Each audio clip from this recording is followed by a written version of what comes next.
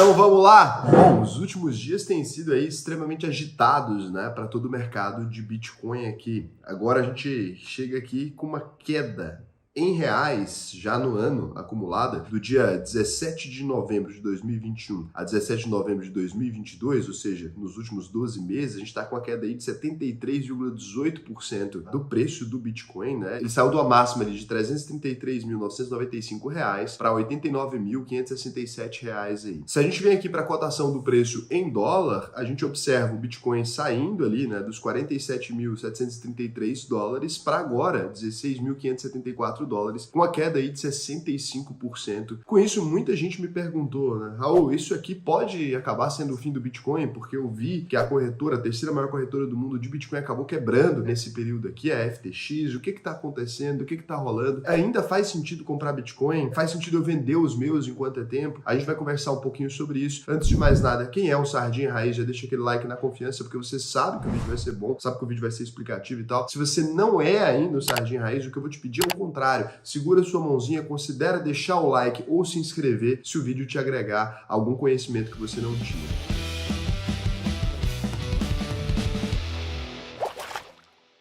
Para a gente entender mais ou menos o que aconteceu aqui, e você vai ver que essa queda mais recente agora, ela está associada ali ao dia 7 de novembro especificamente, a gente vai ter que contar a história aqui de duas plataformas muito importantes para o mundo das criptomoedas ali. A primeira delas é a Binance, é a maior corretora do mundo, né? Então é a empresa mais utilizada para fazer negociações, é considerada a empresa mais sólida. Ela foi criada pelo CZ. Então o CZ é um canadense ali, essa empresa foi criada por ele. Ele está aí no topo do mercado há muitos anos e é um cara extremamente favorável à descentralização. Ele comenta muito sobre o mercado, ele sempre se posiciona contra os políticos ali, ele sempre se posiciona contra uma regulação mais específica do Bitcoin, ele sempre defende ideais de liberdade de maneira realmente muito agressiva. E do outro lado, fundando a FTX ali, que era a terceira maior corretora do mundo, a gente tem o Sam Bankman-Fried. Então esses dois caras são extremamente importantes para essa história que aconteceu aqui. O Sam, ele tem uma política ali um pouco mais institucional, que o CZ sempre foi contra a vida inteira, né? Então ele se aproximou muito de políticos, ele foi o maior doador da campanha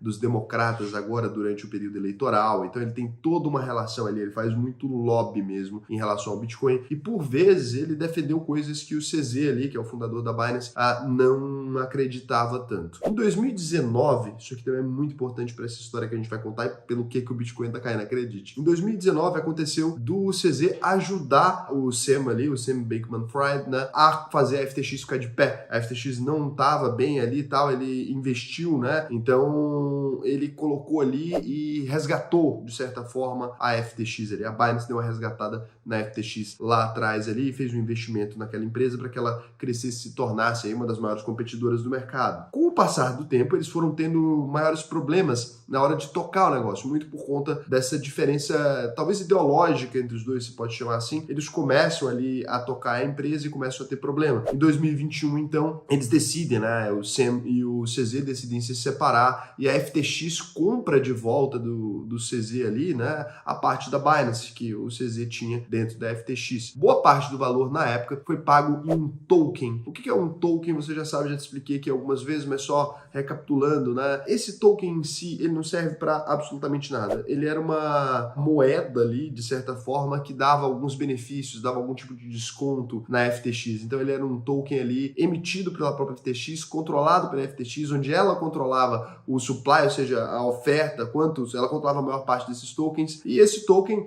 foi alcançando um certo valor ali por estar associado, de certa forma, a alguns serviços na FTX, mas parte do valor que a Binance recebeu, então, foi pago, né, em um token chamado FTT, uma moeda sem lastro. É muito importante essa história. Aqui, ó, nessa sequência de tweets, o CZ explica um pouco sobre quanto dinheiro eles tinham ali, né? Então, eles receberam pela saída da FTX aí, no primeiro tweet aqui do dia 6 de novembro, eles receberam ali 2,1 bilhões de dólares equivalentes aí em FTT. Então o CZ tinha bastante FTTs em carteira ali. Mais recentemente, o Sam e o CZ começaram a trocar colocar algumas farpas no Twitter ali. O CZ fez algumas críticas, o Sam respondeu e o Sam começou a criticar o CZ de alguma forma e o CZ devolver ali na mesma moeda. Em dado momento, o CZ começou a suspeitar ali, na verdade ele provavelmente já sabia disso antes, ele começou a suspeitar ali, né, nas palavras dele, de que a FTX, de certa forma, era insolvente, de que ela não tinha a quantidade de dinheiro dos clientes ali dentro da corretora que ela dizia ter. Por quê? Porque ele observou que boa parte dos contratos da Alameda Research, que é uma empresa, uma casa de análise em tese deles, mas que na verdade era uma operadora de criptomoedas, ela operava para os clientes e pagava uma parte daquelas operações, e operações extremamente alavancadas. Boa parte da garantia que a Alameda dava estava em FTT ali. Então ela estava alavancada em bilhões de dólares com um token que absolutamente não valia nada. Falando disso, né, o CZ aí, ele diz que vai começar a liquidar, ele decide liquidar a posição dele bilionária em FTTs. Aqui no Whale Alert, né, ele compartilha um perfil no Twitter que sempre alerta quando tem grandes movimentações em criptomoedas, né? Quando a baleia ali, um investidor gigantesco, move algum tipo de token ou de criptomoeda. Então eles alertam aqui uma movimentação de 22.999.999 FTTs ali, ou 584.818.174 dólares sendo movimentado naquele momento. E o CZ diz, yes, this is part of it, né? Então é uma parte disso. A gente está movimentando agora, começou a movimentar no dia 5. Doideira. Ele alerta ali que ele estava começando a fazer as vendas. Ele decide, portanto, fazer as vendas e muita gente vai atrás de fazer as vendas também, porque ele dá um conselho meio que vendam essa porra, porque isso não vale nada. E ali, no dia 7 de novembro, então, você vê o preço, né, do FTT ali está em 22 dólares e 13 centavos e começa a cair loucamente, né? E aqui agora, hoje, se a gente for olhar, está em 1 dólar e 63 centavos, né? Muita gente começou a vender os tokens da FTT e tarará. E a FTX, como boa parte das garantias dela estavam em FTT, ela entra quase que num processo realmente de insolvência mesmo. Eles não tinham as garantias que eles diziam ter, não estavam seguros da maneira que eles diziam ter. Isso é assustador, porque era a terceira maior corretora de Bitcoin do mundo. Ele vai ali e fala, olha, então,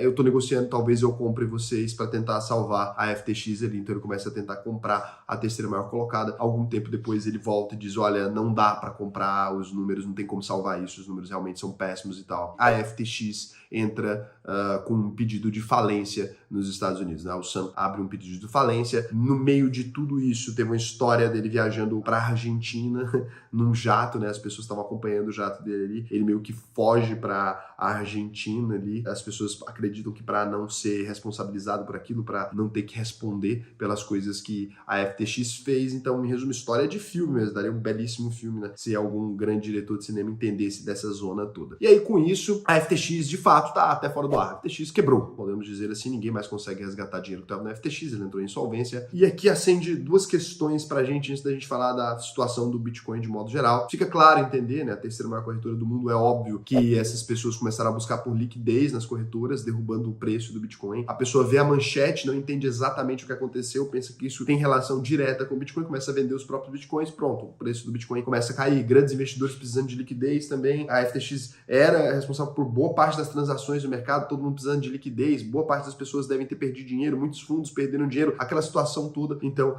começa a cair aqui. Mas isso aqui acende aquele alerta que eu sempre digo aqui. Quando o assunto é criptomoedas, a gente não tá falando aqui de ações, a gente não tá falando aqui de renda fixa, a gente não tá falando de nada disso. Lembra sempre disso. Essas coisas aqui são regulamentadas. Então, quando você tem uma ação, eu tenho uma ação de Petrobras, tá na corretora tal. Se aquela corretora quebra, a ação de Petrobras continua sendo minha. Então, aquela ação tá no meu nome, eu só preciso mudar de corretora. Não é um problema, entendeu? Não é um problema. Só o saldo na corretora que você pega, tá? Aquele dinheiro que você tem ali, é bom sempre você deixar investido, porque o dinheiro ele não é protegido por nada. Agora, do outro ponto de vista, quando a gente está falando de corretoras de criptomoedas, não existe isso. Então, se você tem bitcoins em corretora tal, aquele bitcoin realmente está na corretora tal. Se ela está te enganando, se ela está com algum tipo de manobra ali, de alguma forma, se ela quebrar, você vai perder os seus bitcoins. E qual que é a saída perfeita para isso? Bom, você pode baixar carteiras como a Exodus, Exodus Crypto Wallet, então você pode baixar carteiras como realmente o app aí no celular, o blockchain, né, aquele app azulzinho e tal, pode baixar esse app, pode transferir para lá, vai ser um pouco mais seguro. Raul, mas se eu perder minhas chaves, eu perco meus bitcoins de fato. Mas é melhor você poder contar ali, guardar isso, armazenar isso direito no papel e etc. E guardar suas 12 palavrinhas mágicas que podem recuperar a sua carteira ali, do que de fato perder todo o seu dinheiro porque estava na corretora que não armazenou direito. Uma das grandes vantagens do Bitcoin é poder ser o seu próprio banco. E se você tem quantidades muito grandes em Bitcoin, o que eu vou te dizer sempre em nome de Jesus é: compre uma cold wallet, seja da Ledger, seja da Trezor, né? Você pode comprar essa cold wallet ali, que é uma carteira física mesmo, vai ser tipo um pendrivezinho, você vai colocar ali, deixa seus Bitcoins, guarda. Raul, se eu sumir, você recupera com as palavras, mas é muito mais seguro do que deixar criptomoedas em corretora. Não deixe criptomoedas em corretora. E é por isso que minha crítica foi tão violenta, né, tão nociva ao Nubank aquele dia, porque eles não permitem nem esse saque, eles não permitem sacar e guardar. Então a gente vê aqui que mesmo empresas muito grandes, elas podem sim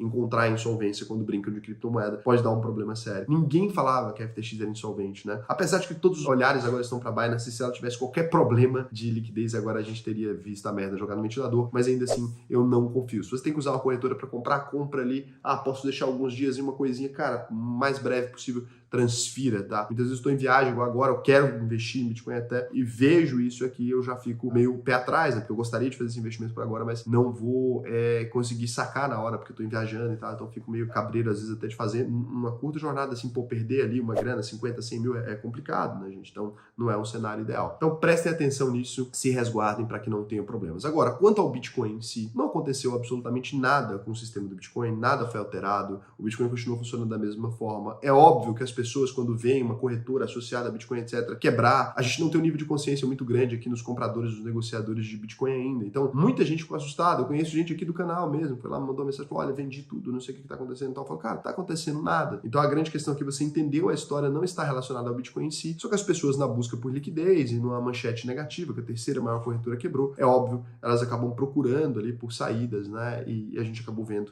acontecer isso aqui que aconteceu. Isso aqui foi muito bom também para mostrar para você que as pessoas normalmente que falam sobre o preço do Bitcoin, elas não têm a menor ideia do que estão falando. O Bitcoin não pode ser controlado da maneira como as outras moedas são controladas, né? A pessoa fala: ah, não, se o Bitcoin se passar de tanto, vai a tanto, se passar de tanto, vai a tanto, se passar de tanto, vai a tanto. Cadê o analista que acertou uma previsão dessa agora, né? Não existe análise gráfica de Bitcoin, é a minha bola direita, vocês vão me perdoar. Assim, não faz nenhum sentido. Você vê que esses caras estão falando um monte de merda, porque agora nenhuma dessas previsões estava assertiva e eles continuam criando novas. Ai, meu Deus, agora se baixar da barreira de 15 mil, vai a 13, se baixar da barreira de tanto, vai a 8. E toda hora, cara, você não tem a menor ideia de onde vai ir. Você não sabe se amanhã esse aqui vai começar a subir ou se vai cair. Parem de acreditar nesse tipo de previsão, porque é ridículo, tá? Se você quiser aproveitar, eu sempre aproveito quando passa de 20 mil dólares, abaixo de 20 mil dólares ali pra mim, eu sempre acabo comprando, devo comprar alguma coisa hoje. Se eu comprar, vou colocar lá no Instagram que comprei, o Fear and Greed Index, né, que é um indicador até melhor do que isso, né, porque a gente observa sempre como está o medo, como está a ganância do mercado, está em 20, ou seja, o mercado está com um medo bem alto, né? O Extreme Fear aqui. E lembrando, se você quiser aprender a investir em criptomoedas de verdade, montar uma carteira legal, não ficar caindo nesse tipo de conto e também aprender a fazer uma carteira diversificada em ações, fundos imobiliários, em todas essas coisas, a gente criou uma turma adicional agora da UVP para dezembro, não teria essa turma. Vale muito a pena você acessar aí a uvp.com.br, clicar em preencher questionário. Se você quiser dar uma lida, tirar uma dúvida aqui sobre os módulos que tem, né, lá e etc., a gente vai com certeza te ensinar a investir no Brasil e no mundo inteiro, montar uma carteira robusta para você eventualmente poder chegar a viver de renda ou para você aumentar o tamanho do seu patrimônio. E você pode sempre consultar o nosso Reclame Aqui, a única verdade possível lá, e ver que a gente não tem nenhuma reclamação. Mais de 2 anos lá no Reclame Aqui, nunca ninguém reclamou. Essa reclamação aqui, na verdade, é uma piada. Um cara fazendo uma piada com o Reclame Aqui, você pode ver lá. Então ele fala que a UVP está sendo injustiçada. A gente nunca teve uma reclamação em virtude do bom trabalho que a gente tem feito aí nesses anos todos. Então vocês sabem que é confiável. Vem dia 15 de dezembro aí, vai ser um prazer começar a te ensinar. Beijão para vocês. Até o próximo vídeo.